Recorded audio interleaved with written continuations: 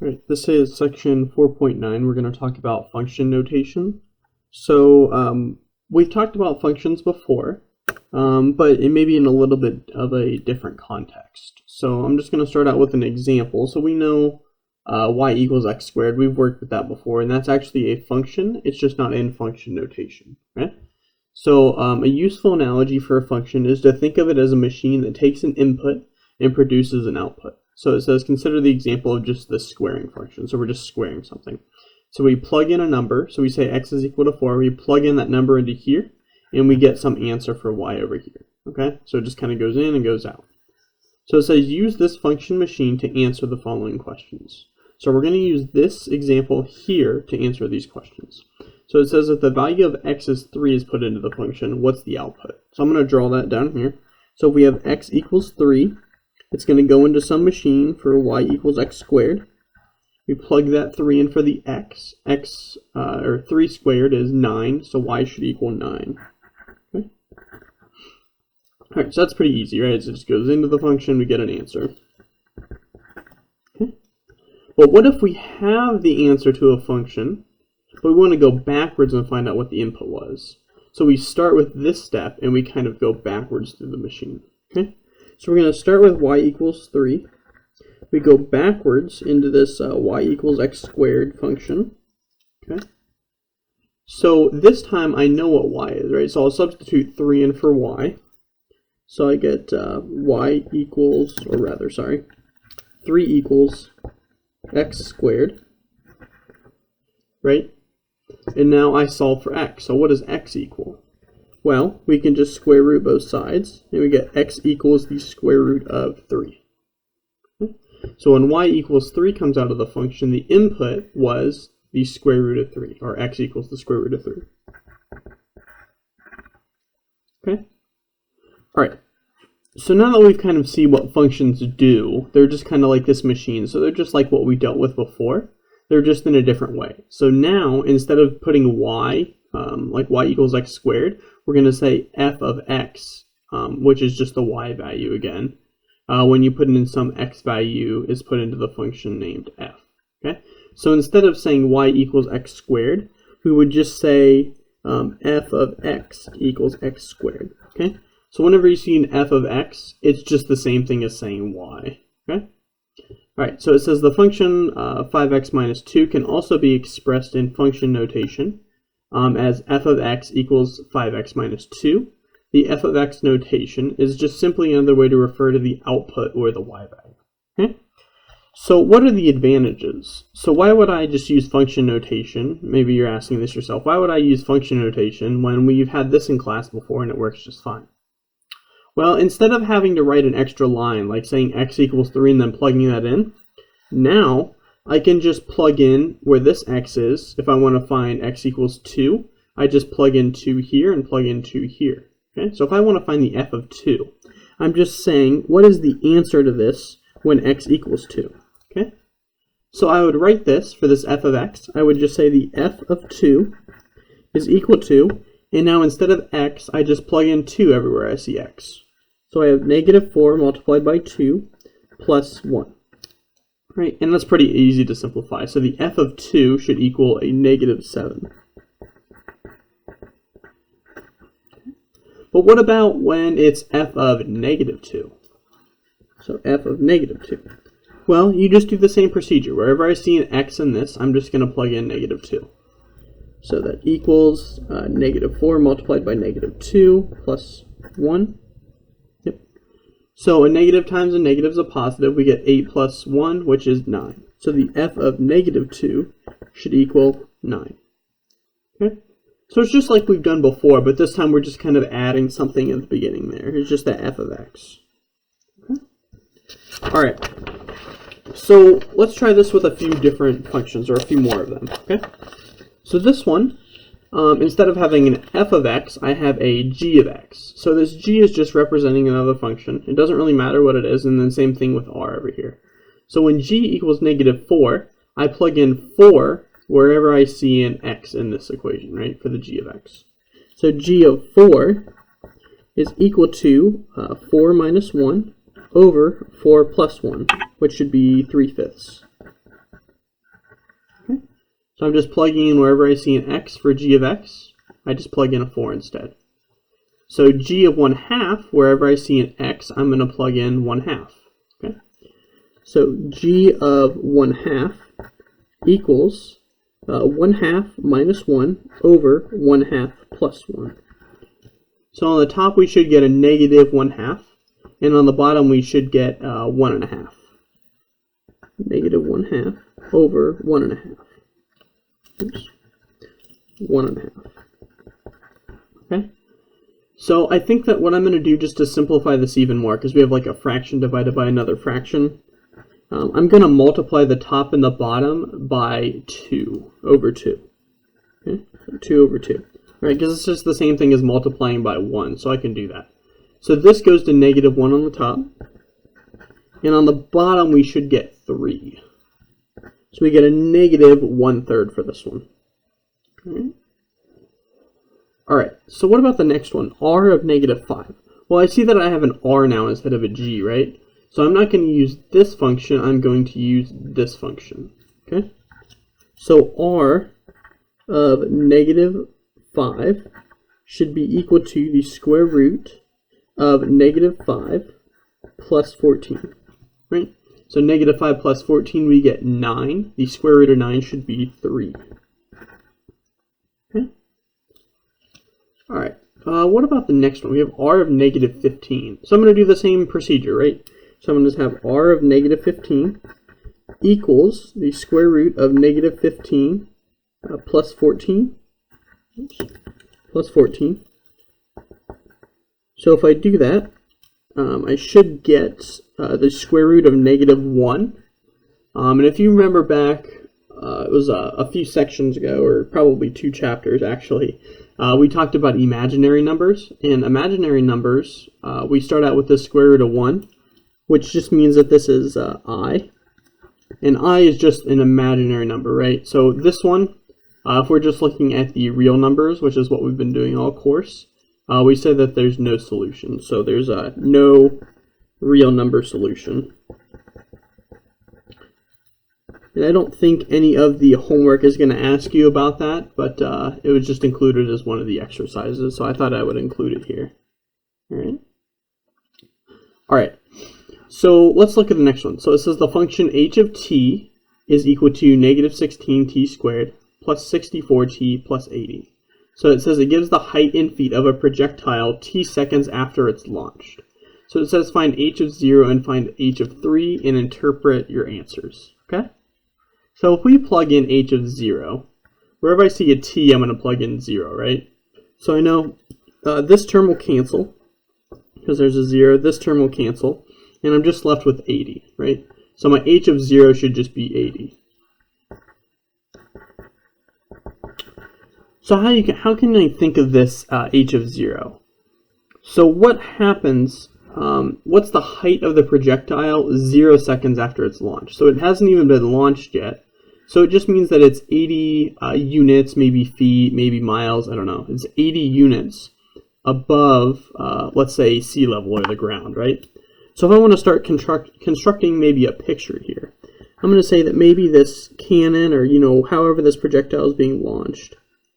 I don't know. I'll try to draw a cannon. I'm not very good at it. Something like that. So we have this cannon, right? I don't know. It's kind of like a Mario style, I guess. But, okay, so we have this cannon, right? And the height of this is 80 feet, or 80 units, I guess I should say. So maybe we're looking at this. This is like the origin down there, right? So this is just 80 units above, and that's before it's even launched. Okay? That's what h of 0 means. And then we know that if we shoot like a cannon or some kind of projectile, right, it kind of follows this pattern, like kind of like a parabola, right? So it kind of shoots up and then it comes back down, right, because of gravity. Okay. So if I wanted to find h of 3, maybe it's 3 seconds onto this route, so maybe it's somewhere around here. I'm just guessing. I guess I should put h of 0 right here. So that's h of 0. That's h of 3. So if I want to say that it's been 3 seconds since this cannon or projectile or cannonball or projectile has been launched, okay, I want to find the height of h of 3. Okay, and how can I find that? Well, I just plug in 3 to t squared and t up here, right? So we can do that. Let's do that. So h of 3 is equal to negative 16, 3 squared, plus 64, 3, multiplied by 3, plus 80. Okay. So let me look at my notes really quick. So if we plug that in, we should get, we'll simplify this a little bit, right? So after we simplify this, this is 3 squared is 9, 9 times negative 16, 64 times 3, and then add 80 after that. You should simplify down to h of 3 equals 128. And I'll let you verify that. So that's units. So what we're looking at here is that it's just 128 units above the ground, I guess. So above the ground, right? So h of 3 is actually, maybe it should be a little bit higher or something. I don't know. I didn't draw it very well. So the h of 3 is 128 units above the ground. Okay? So that's just what h of 3 means when we want to interpret our answers. All right. Let's look at the next one. So this one says f of x equals x squared plus 16 minus 1. We want to find the input values that makes the function 0. So I'm saying f of x equals 0, right? That's what it means to make the function 0. So we're not plugging in 0 for x, we're saying it's equal to 0. So I'll have this function x squared plus 6x minus 1 equals 0. Okay? So that equals 0. When I have a quadratic on the left, which is x squared, an x squared term is your highest degree, and that's equal to 0, we have this special formula. It's called a quadratic formula, and we can use to solve this this equation, right? So in earlier sections, we didn't know how to solve these, but now I'm giving you this formula to solve this. And this won't be on the final or anything, but you might need it for the homework. Okay? All right. So what is this B, what's this A, and what's this C, right? We know what x is equal, or what x is. It's just your x's in here.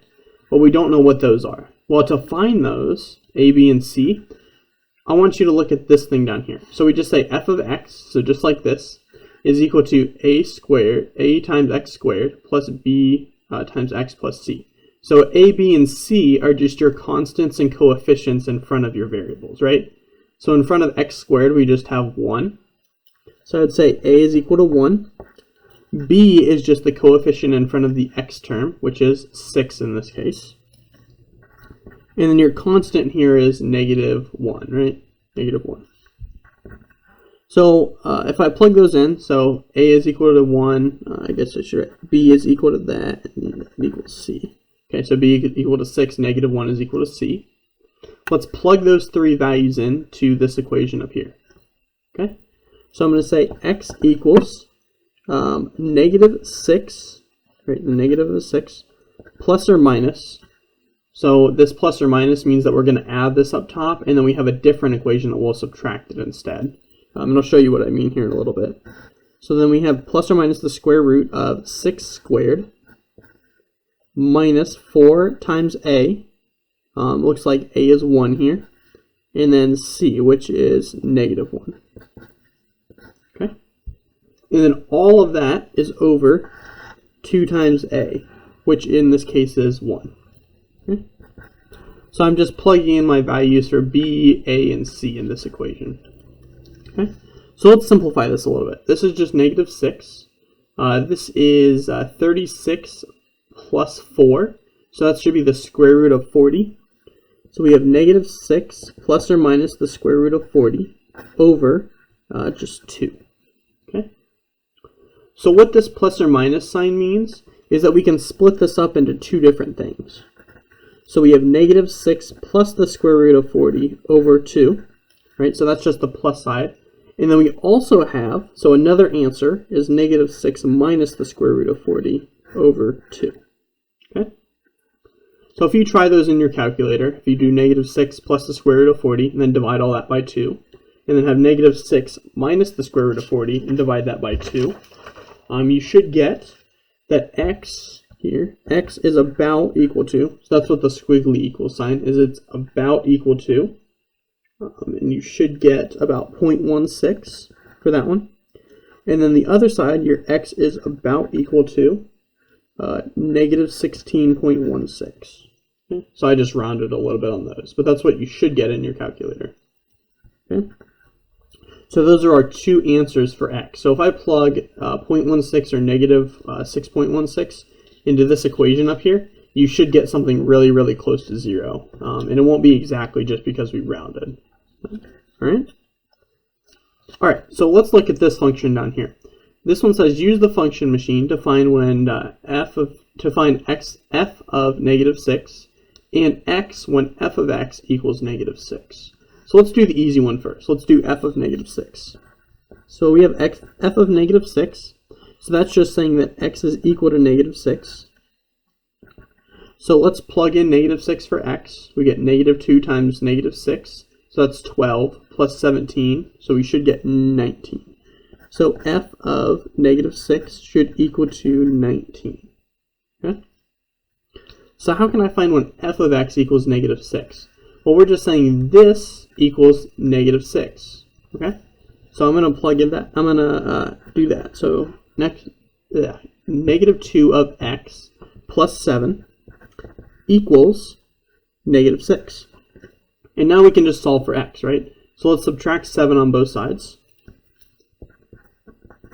So negative 2x equals a negative 13. And then we can divide both sides by negative 2, right? So we get x equals 13 over 2. Okay? Alright, so there's that one. So we have the f of negative 6 is 19, and x equals 13 over 2 when this function is equal to negative 6. Okay? Alright, let's look at our last example here. So we're going to look at the same thing. We have the same projectile again, right? So we're launching something off of a cliff and then it's falling down. So I want to find out when h of t equals 0. So when the height of this thing equals 0. So since we have a squared term, we're going to have two answers again, right? So I can use this equation up here, this quadratic formula. But before I do that, I'm going to kind of draw a picture, right? So draw this picture again, or something like that. Alright, so we're going to have, I want to find out when this thing, when h is 0, so when the height of this is 0. Right? So we're going to have 2 points, right? So we have one right here, so this is when it hits the ground. So that's when h is 0. And then we might have one, if we kind of like continue this line backwards. We might have some point like before it was launched to be 0, right? And we don't have to worry about that solution because it doesn't start at 0. So we're just looking for this one over here. All right, so let's plug these into the quadratic formula. So I have a is negative 16, b is 64, and c is 80. Okay, so that's just your coefficients in front of these. So we should have a negative b squared, or negative b rather, which is 64. Plus or minus the square root of 64 squared minus 4 times a, which is negative 16, multiplied by c, which is 80. We square root that whole thing. Right? And then it's divided by 2a, which is 2 times negative 16. Okay? So if we do this, if we try simplifying everything in the square root first, this should be, let's see, 96. So after you solve everything in the square root, you should get 96. So we get 64. I guess let's write x here. So negative 64 plus or minus 96 over negative 32. Okay? Alright, so if you do this, just like we did up here where we split it into two different things, so we have the plus and the minus sign, you should get that x is equal to, that this should be equal to, you should get negative 1 and 5. So if we went negative 1 second, so this is like 1 second in the past, that's like that one down here, but we don't have to worry about that, right? Because it's not going backwards, we're just going forwards in time. So we're just looking at this 5, this positive number, right? Because we're just going forward in time. Okay. So what does that mean that h of t equals 0 at 5. So that means h of 5 equals 0, right? So that's just saying 5 seconds after this is launched, we have a height of 0, or basically it landed on the ground, right? So that's what if we wanted to interpret this result, we just say that the projectile has landed 5 seconds after it has launched, or it hit the ground. Maybe it bounces or something, right?